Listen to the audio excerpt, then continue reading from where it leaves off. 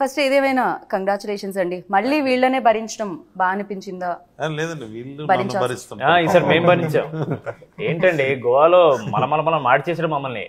First డేనే beach లో summer మను tent లో నుంచోబెట్టారు మమ్మల్ని. కానీ వ్యూ చాలా బాగుంది కదా.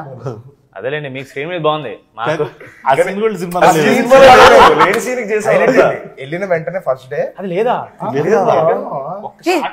మీరు సినిమా చూపించలేదా మీకు? ఇంకా మేము చూసేసాం అంతే. మా సెంటిమెంట్ అది. సంగీత్ ఒక్కడికే సెంటిమెంట్.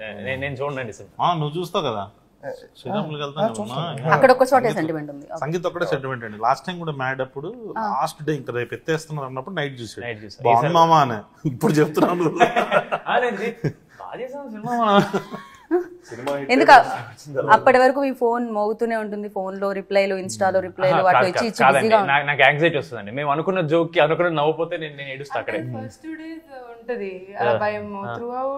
అంటే దాని తర్వాత ఏమవుతుంటే ఎంజాయ్ చేస్తున్నారు. ఇప్పుడు మనం చూసినా చూడకపోయినా ఏముంది లేదని ఫీలింగ్ వచ్చేస్తాయి నాకు. చూసారా ఇక్కడ కూడా అన్నమాట. అంటే క్యూరియాసిటీ ఉండదా, ఎలా ఉన్నారు, మన సినిమా మొత్తం ఎలా టర్న్ అవుట్ అయింది అందరు చెప్తున్నారు, బట్ మీరు చూడాలి కదా. లేదండి, వాళ్ళు చెప్తే నేను నమ్ముతా.